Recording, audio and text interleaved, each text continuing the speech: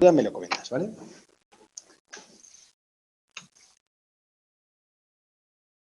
Buenas tardes, estimados alumnos, estimadas alumnas. Vamos a hacer la segunda vuelta a este segundo parcial y vamos a comenzar con el tema 6, la norma y ordenamiento jurídico. En cuanto a la introducción, pues nos distingue entre reglas y normas. Nos dice que lo jurídico no se reduce a la sola norma y que, pues en sentido más general, la norma pues es una regla, una pauta de comportamiento. Pues claro, aquí no nos dicen norma jurídica, nos dicen norma. Vale, pues lo jurídico no solamente es norma, es algo más general y norma jurídica es algo más específico. Por eso nos dice que las normas están dentro de de un esquema simbólico dentro de una conducta humana. ¿Por qué? Porque al fin y al cabo las normas jurídicas pues ya son las que nos sirven a la convivencia, nos ayudan a convivir en sociedad, ¿no? Para eso se crean. Las reglas se dan en ámbitos, las reglas o las normas se dan en ámbitos jurídicos y no jurídicos. No jurídicos, pues en los juegos, el ajedrez, el fútbol, y la regla es un esquema general, algo que hay que cumplir, que hay una obligación de cumplir, hay un deber. Ya sabéis que los derechos, pues es un poder, los derechos son un poder, una facultad, como hemos visto, y las obligaciones o las normas, no solamente hay derechos, también hay obligaciones. ¿Y esas obligaciones qué son? Pues son deberes. Entonces, ¿qué nos dice la regla? Esta norma, pues es un esquema general del cual la norma jurídica, la que tiene consecuencias jurídicas, es un caso concreto. Norma jurídica es un concepto hasta general y abstracto que abarca multitud de denominaciones. La estructura de las normas jurídicas, pregunta corta que hay muchos años. Pues bueno, la estructura lógica de las normas es supuesto de hecho, consecuencia jurídica. Pregunta de test clásica. ¿Cuál es la estructura lógica de las normas jurídicas? Pues supuesto de hecho, o sea, se da un hecho a la que le corresponde una consecuencia jurídica. Los hechos tienen consecuencias. Y en casos jurídicos, pues tienen consecuencias jurídicas. Supuesto de hecho, pues un acto, conducta o hecho descrito abstractamente. ¿Por qué abstractamente? Pues porque supone tanta flexibilidad que permite abarcar más supuestos, no solamente uno concreto. Tendríamos pues miles de normas. Se trata de que abarque también abstractamente para que no sea, también para que no solamente esté fijado en un momento concreto cuando se redacta, sino que admita cierta variación con la evolución de la vida, ¿no? Una consecuencia jurídica, ¿qué es? Pues claro, la norma vincula la realización de un acto, conducta o hecho con una consecuencia o efecto jurídico. Entonces, ¿qué es una consecuencia jurídica? Pues un efecto que es consecuencia de la norma. Por ejemplo, la renta. Tengo una renta, ¿vale? ¿Qué ocurre? Pues que tengo que hacer la declaración de la renta y la consecuencia es que si no la hago tengo una responsabilidad. Pues lo mismo. Con actos delictivos, pues, por ejemplo, cometes un delito, pues tiene una pena. La consecuencia jurídica es la pena. Hay una correlación entre ambas ideas en esta estructura, ¿vale? Hay un debate sobre cuál es el contenido esencial de las normas jurídicas, en qué consisten la última esencia, ese contenido esencial de la norma, ¿cuál es? Pues bueno, hay varias posturas o posiciones. En definitiva, teorías filosóficas. Una nos dice la posición imperativista, nos dice que hay un imperativo, pues nos dice que el contenido esencial de las normas jurídicas o su núcleo irreductible son los mandatos. Y estos mandatos, bueno, todo esto es de test, ha habido muchos años. La posición imperativista nos dice que el contenido esencial o su núcleo irreductible son los mandatos, emanados del poder soberano y dirigidos, ojo a quién está dirigidos, porque esto también es importante, a los ciudadanos. ¿Para qué? Para que los cumplan. Y luego, en caso de que lo incumplan, hay otras normas secundarias que no son tan esenciales,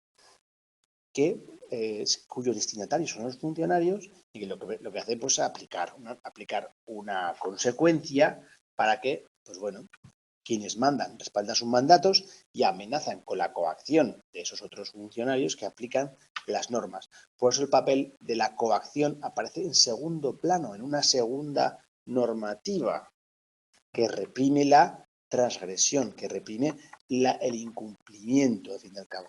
Son secundarias o accesorias respecto a las primeras, que son las dirigidas a los ciudadanos. Por eso nos dice que la posición imperativista, el contenido esencial, son los mandatos dirigidos del poder soberano a los ciudadanos. Luego tenemos la posición del juicio hipotético. Aquí considera que lo esencial es el juicio hipotético. Eso es lo esencial. Si ocurre A, pues debe ser B. Entonces, A es el supuesto de hecho y B la consecuencia jurídica sancionadora. En esencia, el derecho es la sanción a los destinatarios. Entonces, las normas primarias no van dirigidas a los ciudadanos, van dirigidas a los funcionarios, que son encargadas de aplicarlas. De modo que lo que se persigue es el ejercicio de el ejercicio de la coacción por parte de estos funcionarios. Supone que las normas jurídicas no son violadas lo cual supone que las normas jurídicas no son violadas o transgredidas. Lo que se supone es que la coacción obliga a cumplirlas. O sea, no se transgrede, sino que se cumplen. Y las normas, ¿qué es lo que hacen? Ordenan a los ciudadanos, y las normas que ordenan conductas a los ciudadanos, esas son secundarias, accesorias, una simple consecuencia derivada de las primeras, que son las sancionadoras. Pues ya ves, aquí se intercambia un poco la importancia de la norma. Lo importante aquí es la consecuencia, la sanción, ¿no? Y en las otras, y en la posición imperativista, el mandato. Imperativo, mandato. Y aquí la consecuencia, que es la consecuencia de ese juicio hipotético, la sanción. La posición iusnaturalista, ya sabéis que es la que considera que existe un orden jurídico natural. Para que la norma sea válida, pues tiene que respetar unos criterios fundamentales de justicia. Esto fue pregunta de test, estaba en el libro, pues pone L. Para que una norma sea válida, tiene que, pues bueno, ser además, debe respetar una idea fundamental de justicia, y los mandatos de la autoridad tienen que respetar unos contenidos mínimos de justicia. Vale, pues ¿esto qué significa? Pues que hay un orden jurídico natural superior al derecho positivo, que está relacionado con ¿qué? Pues con un bien superior, con un conocimiento de lo justo por parte de la naturaleza, o con la naturaleza objetiva de la relación objeto de regulación, o sea, con la naturaleza de las cosas, ¿no? Las normas no pueden ser reducidas ni a simples mandatos, ni a un simple mandato, ni una simple sanción, ya sea que se dirija a los particulares o a los funcionarios. No, esto habla de que es algo más, está superior. Para que haya una validez, tiene que haber una validez superior, ¿no? Relacionada con criterios fundamentales de justicia, por ejemplo. Tendría que ser que no fuese contrario a la Constitución, por ejemplo. Caracteres de las normas jurídicas. Aquí, esta pregunta de desarrollo ha caído también muchos años, tenerla en cuenta, ¿vale? Casi todos los años ha caído. Bueno, pues hay una serie de notas o caracteres de las normas jurídicas que permiten distinguirlas de qué, pues de los usos sociales, de las normas de educación, de la moral, o sea, que nos hacen distinguir las normas jurídicas de unas normas sociales, ¿vale? Unas normas no jurídicas. Bueno, pues son 3, pero casi 4, ¿no? Todo ha caído en 3. La primera, la alteridad. Significa que, dado que lo jurídico se refiere a la vida humana, no puede concebirse sin que no sea con otro, ¿vale? O sea, la alteridad es que hay un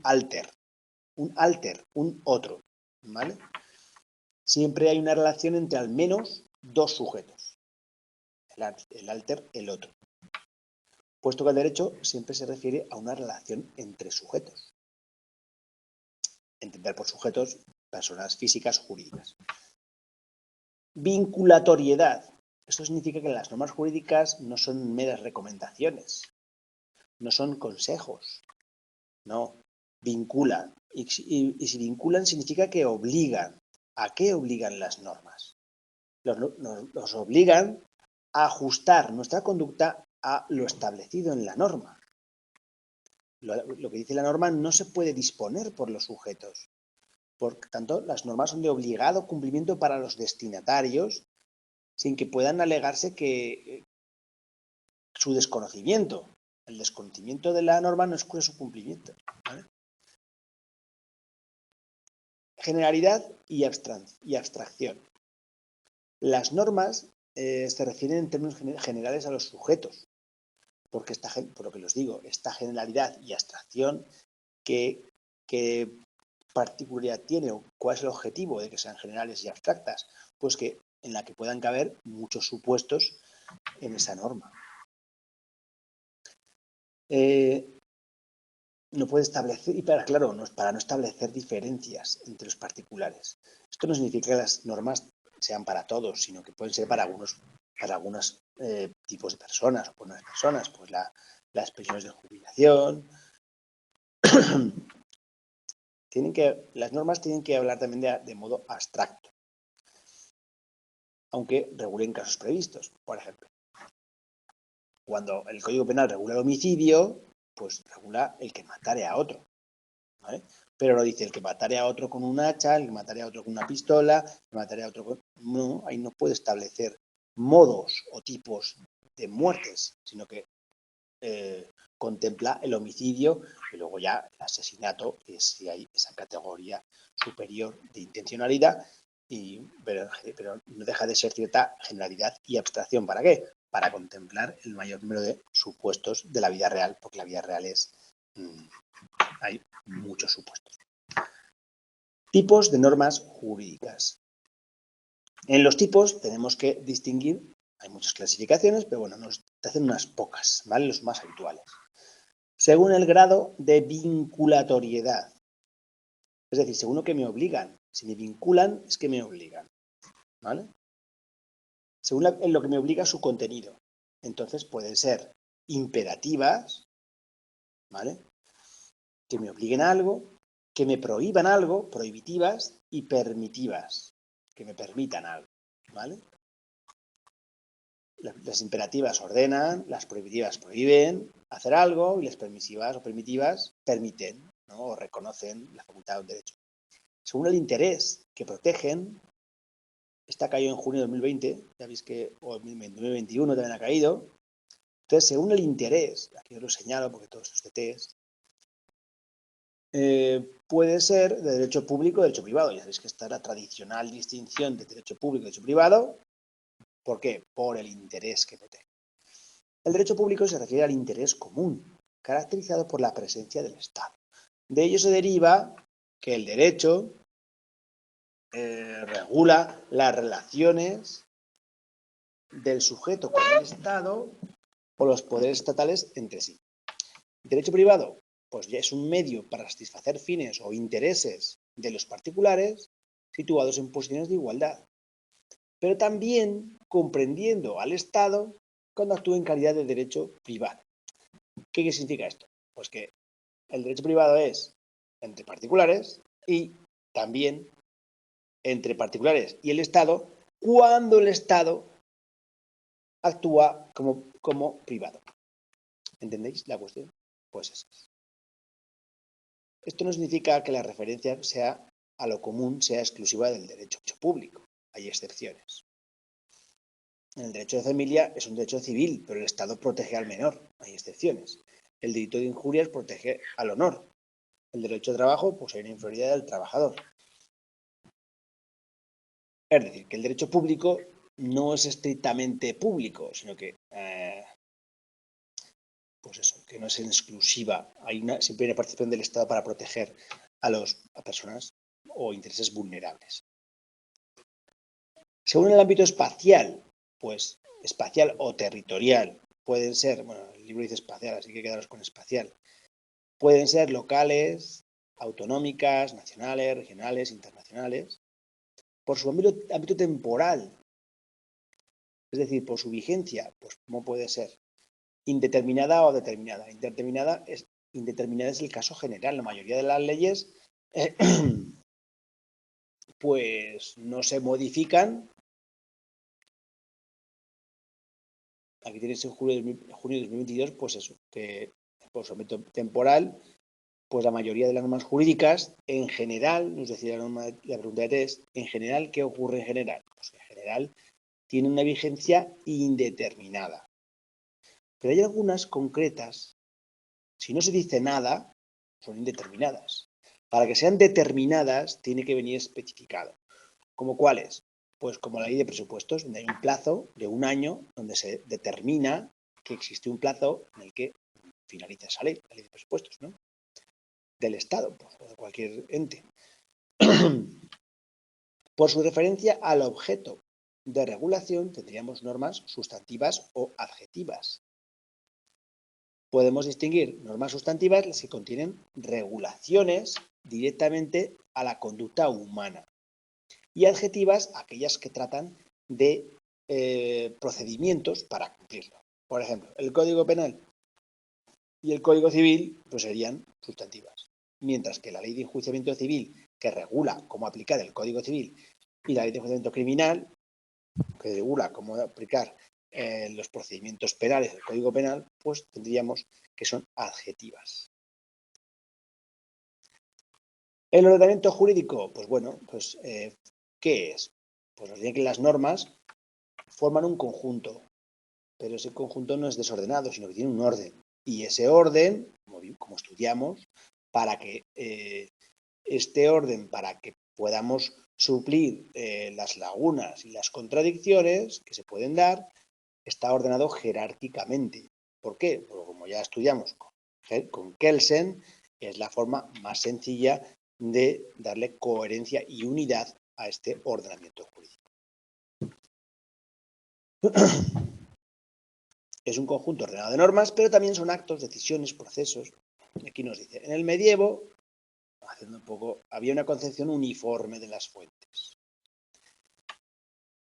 Es decir, había una pluralidad de fuentes, o sea, en el medievo había una pluralidad de fuentes, ¿veis? Pluralismo jurídico. Y después de la Revolución Francesa y la modernidad, evolucionó hacia el monismo jurídico. Esto ya lo vimos, donde las normas emanaban del Estado. Y por eso había una concepción más uniforme de las fuentes. Después, pues se fue evolucionando hacia un sistema más estatal de monismo jurídico, donde la fuente era el Estado, y concretamente los poderes del Estado, y esto se traduce en tres normas consideradas clásicas: la unidad, la coherencia y la plenitud. Pregunta antes, ¿vale? La unidad del ordenamiento jurídico, pues bueno, aquí tenemos que hablar de la validez y de la jerarquía. El criterio que atraviesa a todo el ordenamiento jurídico es la validez. La validez es el modo propio de existencia de una norma. Para que sea válida, una norma tiene que ser dictada por un órgano competente en un procedimiento concreto y que no haya sido derogada. Pero eso es todo.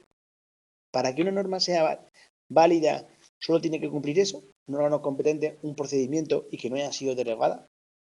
Bueno, pues desde un punto positivista, pues podría ser. Pero desde un punto de vista moral y un naturalista, vemos que tendría también que no contradecir algunos principios superiores o valores constitucionales, ¿no? Entonces la validez no solo es una cuestión de forma, porque si no iríamos a una concepción muy, muy positivista de las normas, sino que también hay algo de contenido. El contenido, lo que diga la norma, no puede ser contrario a valores constitucionales. No podemos, en otras palabras, no podemos crear una norma que crease la esclavitud. Porque, claro, ¿y si un órgano competente crea la esclavitud en un procedimiento correcto y en una norma que no ha sido derogada? Entonces, ¿sería válida una norma que instaurara la esclavitud? Pues no. ¿Por qué? Pues porque contravendría los valores constitucionales, la libertad de los hombres, ¿no?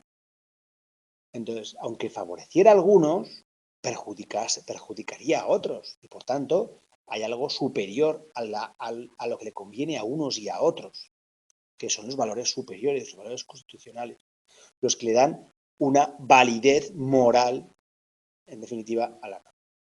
La validez implica que derivan de una fuente primera, superior, por ejemplo, la Constitución, y se articulan conforme un criterio de jerarquía, tanto formal como material, en la creación y contenido de las normas de ese rango superior. Hay muchas normas que se ordenan pues tanto horizontal como vertical. Ya sabéis que las horizontales son las de competencia y las verticales pues las que van jerárquicamente. Pero bueno, eso ya lo hemos visto. Aquí os pongo un esquema que esto no está exactamente así en el libro, ¿vale? Pero recopilando todas las ideas sobre la validez que han caído en los test durante muchos años, pues bueno, podemos extraer que la validez, resumiendo, esto es un poco resumen, ¿vale? Que la validez es el propio modo de existencia de la norma. Que sí, que hay 3 requisitos para la validez, pero es una validez formal. Recordar, norma. Esta validez formal lo que nos dice es que la norma es conforme a la ley. Y por eso, ¿qué requisitos tiene esa validez formal? Pues que sea un órgano competente en un procedimiento establecido y que no ha sido derogada. La validez de una norma expresa su pertenencia a un sistema normativo. Existe porque ha cumplido unos trámites que son habituales y adecuados. Dentro de la unidad del ordenamiento jurídico, la coherencia y la plenitud son las 3 notas clásicas del ordenamiento, ¿vale? Entonces, esta validez estaría dentro de ese ordenamiento jurídico. Pero hay otro requisito de validez que que ya no es formal, sino que es de contenido. Y este contenido nos dice que no puede contradecir principios o valores constitucionales. Pero ¿cuáles son, aparte de los valores constitucionales? Pues bueno, la justicia entenderemos pues ya un poco más en las ideas naturalistas de que hay un orden superior que todos conocemos. Pues bien, la justicia de una norma, ¿a qué se refiere? Pues a la adecuación de esa norma, si esa norma es adecuada, con el sistema de valores de esa sociedad. Y la eficacia, ¿a qué nos hace alusión? Pues nos haría alusión a que la norma está relacionada con un grado de aceptación y de cumplimiento de la misma por la sociedad. Bueno, esa variedad de contenido pues estaría relacionada con no contradecir los principios y valores constitucionales con que fuera justa, de acuerdo al sistema de valores, y eficaz. Eficaz significaría pues, que responde a una aceptación y a un cumplimiento por parte de la sociedad. Bueno, en un sentido vertical, en la validez también podemos hablar de ella pues, en un sentido vertical. ¿Cuál es? Pues la jerarquía. ¿Vale? La jerarquía es como se ordenan verticalmente la validez de las normas. Según la posición que ocupan, pues estamos ante una norma de mayor o menor rango. Y en sentido horizontal, lo que comentábamos antes, pues se ordena mediante el concepto de competencia.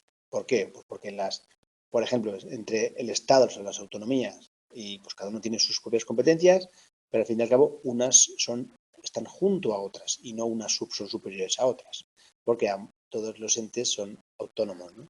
Tienen cierta autonomía. Para comprender mejor la noción de unidad del ordenamiento jurídico, resulta fundamental la figura de la pirámide normativa. El sistema de escalones o estratos que pues, nos establecen esos diferentes grados jerárquicos de las normas que formuló Kelsen. El iuspositivismo o el iusnaturalismo pues excluye lo que hace, o sea, el positivismo lo que hace es excluir la existencia de ese derecho natural. Bueno, eso ya sabéis que es la contraposición entre estas dos posturas filosóficas que venimos estudiando en el libro todo el tiempo. Si hablamos ya de la Constitución española, porque no lo dice exactamente, pero obviamente es española, vemos que en la cúspide está la Constitución, norma suprema del Estado que establece además los derechos fundamentales, diseña las instituciones y bueno, las relaciones entre los tres poderes, el legislativo, el ejecutivo y el judicial. También en nuestra Constitución hay una organización territorial que no está en otras constituciones. La ley de leyes, que es la Constitución, pues es la que da unidad a ese conjunto normativo. Las leyes, pues aquí nos habla también de la Constitución española, que por su rango de procedencia, ya sea del legislativo o del ejecutivo, pues bueno, lógicamente las leyes deben proceder del poder legislativo, el que tiene el ejercicio de ese poder estatal. Las leyes orgánicas, pues son aquellas reservadas en nuestra Constitución al desarrollo de derechos fundamentales, no a la creación, que la creación está en la Constitución, sino al desarrollo de derechos fundamentales y libertades públicas, el régimen electoral y los estatutos de autonomía. Para su aprobación requieren mayoría absoluta, como dice en el Congreso en votación final, como dice el artículo 81. Leyes ordinarias son todas las demás materias no reservadas a leyes orgánicas. Para su aprobación bastaría con mayoría simple. También aquí hay un principio de competencia, pues la ley puede emanar del Parlamento Nacional o de otros parlamentos autonómicos. Bueno, esto es en España. Luego tenemos la legislación delegada, los decretos legislativos. Aquí la norma ya no emana del poder legislativo, sino porque la Constitución permite al Parlamento delegar, por eso se llama legislación delegada, legislativos. Permite delegar en el poder ejecutivo, tenemos el ejecutivo, el legislativo y el judicial. Y aquí estamos ante un supuesto en que el legislativo lo que hace es delega en el ejecutivo el poder o la potestad para emitir una serie de leyes, concretamente, que no sean orgánicas. Se llaman decretos legislativos. ¿Y para qué sirven? Pues para dos supuestos. Para refundir varios textos legales o para redactar una nueva ley en el marco que establezca el legislativo. Es una delegación para hacer una ley, ¿no? O para refundir varios textos o para hacer una ley nueva en un marco preestablecido. Luego están los decretos leyes, que son medidas legislativas que están justificadas por un caso de extraordinaria y urgente necesidad. No para el día a día, sino para una extraordinaria y urgente necesidad. Y el gobierno pues, puede dictar disposiciones legislativas provisionales, porque luego hay que llevarlas a convalidar, que tomarán forma de decretos legislativos. Aquí ya directamente es el Poder Ejecutivo el que puede emitir esos decretos leyes. Aquí también es el Ejecutivo, pero mediante una delegación del Legislativo. Aquí delegación. ¿Vale? Pues ya veis. Forma decretos legislativos que no pueden afectar a instituciones básicas del Estado, derechos, deberes y libertades de los ciudadanos, regulados en el título 1, ni al régimen de comunidades autónomas, ni al derecho electoral. Como veis, están también limitados estos decretos leyes. Decreto ley. Y por último, la potestad reglamentaria de la administración. Pues bueno, el poder ejecutivo, la administración es el ejecutivo, en definitiva. El ejecutivo pues tiene la potestad reglamentaria. Esa sí que la tiene. La potestad reglamentaria lo permite es elaborar reglamentos, que es una potestad normativa propia del gobierno, ¿vale? Del poder ejecutivo. El poder ejecutivo. El ejecutivo es el gobierno. No procede de una delegación del legislativo, no es una delegación, no, es una potestad propia. ¿De qué? De elaborar reglamentos. ¿Reglamentos que son leyes? No, no son leyes, son normas que permiten desarrollar las leyes. ¿El reglamento es ley en sentido material? Bueno, sí, es en sentido material, el reglamento es ley en sentido material porque es una norma, dado su valor normativo, pero no es ley en sentido formal, porque la forma no la tiene, no procede del Parlamento, ni es el resultado de una delegación, ni tiene un control posterior, sino que es la forma de desarrollar las leyes. La forma normativa de los reglamentos son los reales decretos. Y en la Administración del Estado se llaman Real Decreto. En las comunidades autónomas o entidades locales, pues se llaman decreto. Bueno, las características de la unidad del ordenamiento jurídico. Pues bien, aquí tenemos la plenitud. La plenitud de un sistema, de un ordenamiento jurídico, permite resolver casos que se puedan plantear. En general hay lagunas que se deben a un defecto en la relación y los preceptos, en la redacción de los preceptos legales. Hay lagunas. Hombre, también porque se aparecen nuevos fenómenos sociales. O sea, las normas se hacen en un momento concreto, pero la vida sigue evolucionando. No se para la vida. Entonces, aunque se hayan creado una serie de normas para el sistema bancario, pues siguen creándose criptomonedas, siguen creando cosas que van más allá de lo que contemplan las normas. Entonces, aparecen lagunas en las leyes. Estas lagunas tienen que ser colmadas de alguna forma. Y para esto nos habla el ordenamiento jurídico de plenitud. La plenitud es dar solución, colmar lagunas. ¿A través de qué? Pues a través de un sistema de fuentes. Porque, ¿cuál es la solución? Pues lo que ocurre es que es inexcusable que el juez no pueda abstenerse de resolver. El juez tiene que resolver el caso que le plantea. Y no puede decir pues que hay oscuridad, que es que hay insuficiencia, que la ley es insuficiente. Pues no se puede quejar de cómo es la ley, porque es lo que hay, es lo que tiene que aplicar. Porque el Código Civil nos dice que los jueces tribunales tienen el deber inexcusable de resolver en todo caso los asuntos que conozcan, ateniéndose a qué? Al sistema de fuentes. Si no pueden resolverlo con la ley, pues con el sistema de fuentes. El procedimiento para completar el ordenamiento jurídico ante la inexistencia de lagunas se llama integración. Entonces, ¿qué significa la plenitud? Pues que si hay lagunas, pues la vamos a colmar. ¿Cómo? Con el sistema de fuentes. Y este sistema de fuentes, ¿cuál es el procedimiento? El procedimiento se llama integración. Voy a integrar este agujero, esta laguna, la voy a integrar en el ordenamiento jurídico. ¿Cómo? Pues mediante las fuentes. ¿Cuáles son las fuentes? Ya las hemos visto. La ley, la costumbre y los principios generales del derecho son las fuentes del ordenamiento jurídico español. Entonces, pues con esas fuentes lo vamos a hacer mediante integración. Hay varios sistemas de integración que ya vimos en otros temas. Y que hay sobre todo dos, ¿no? Dos. Una, la autointegración.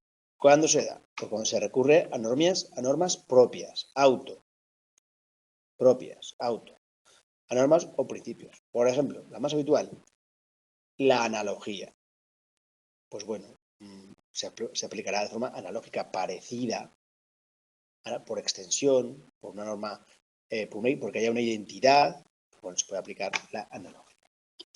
También tenemos la heterointegración, que supone el recurso a un ordenamiento jurídico diferente, por ejemplo, el de la Unión Europea, para resolver lagunas en todos los casos no previstos. Pues sí, puede servir utilizar directivas comunitarias para llenar algunas lagunas del sistema del ordenamiento jurídico nacional. Y después de la plenitud, vamos a la otra gran característica, que es la coherencia. Respecto a la unidad del ordenamiento jurídico tenemos plenitud y coherencia. La coherencia lo que supone es que ese ordenamiento jurídico, para que sea coherente, pues tiene que poder resolver contradicciones.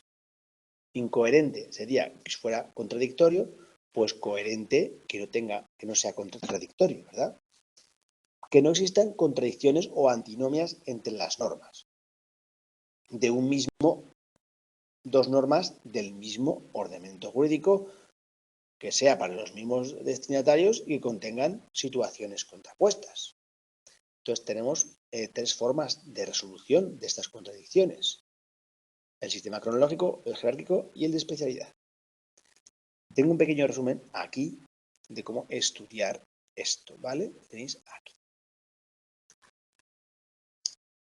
Pues bueno, nos dice que el criterio jerárquico es el que debe primar, prevalecer.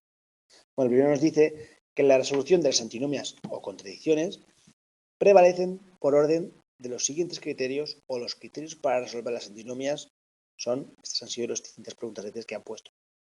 Jerárquico, especialidad y cronológico. Jerárquico es el que prima sobre los otros dos, por eso es el primero, ¿vale? Prevalece o prima sobre los demás y en su defecto, o sea, las contradicciones, primero por jerarquía.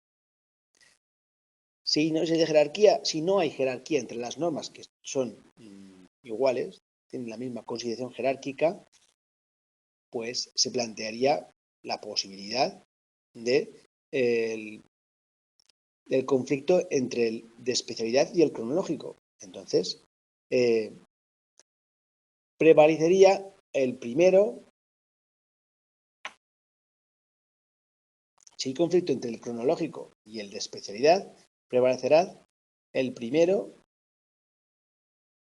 y prevalecerá, en principio, el segundo sobre el primero. Vale, esto es lo que dice, claro, está muy mal explicado. Entonces, por eso hice este pequeño resumen. Primero, el jerárquico, que prevalece sobre todos. Después, el de especialidad, porque nos diga que la norma es específicamente para ese caso, para resolver eso. Y el último, el cronológico. ¿Vale? El cronológico. Que la última norma sería la que se aplica en lugar de la primera norma. La última, la más reciente. ¿Vale? Estas son las tres formas de resolución de estas antinomias. Para que, primero, jerárquico, segundo, especialidad y tercero, cronológico. Y aquí al final del tema pues tenéis un pequeño esquema con la estructura lógica de las normas, supuesto de derecho, consecuencia jurídica, el contenido, las teorías, pues imperativista, juicio hipotético, jus naturalista, los caracteres, alteridad, vinculatoriedad, generalidad y abstracción, y los tipos, vinculatoriedad, según la vinculatoriedad, lo que obliguen, ¿no? Privativas, propiedades permitivas, el interés público-privado, el ámbito espacial o territorial, locales, autonómicas, nacionales y regionales, el ámbito temporal, y que sean objetos de regulación, ya sean sustantivas, conductas o adjetivas, procedimientos. Y bueno, con esto hemos dado un repaso al primer tema de esta segunda vuelta. Por favor, no os olvidéis de hacer los test muchísimas veces, de corregirlos uno a uno, para quedaros con las ideas fundamentales y haceros un esquema de las cosas que entendáis que pueden caer en desarrollo o de las preguntas más importantes.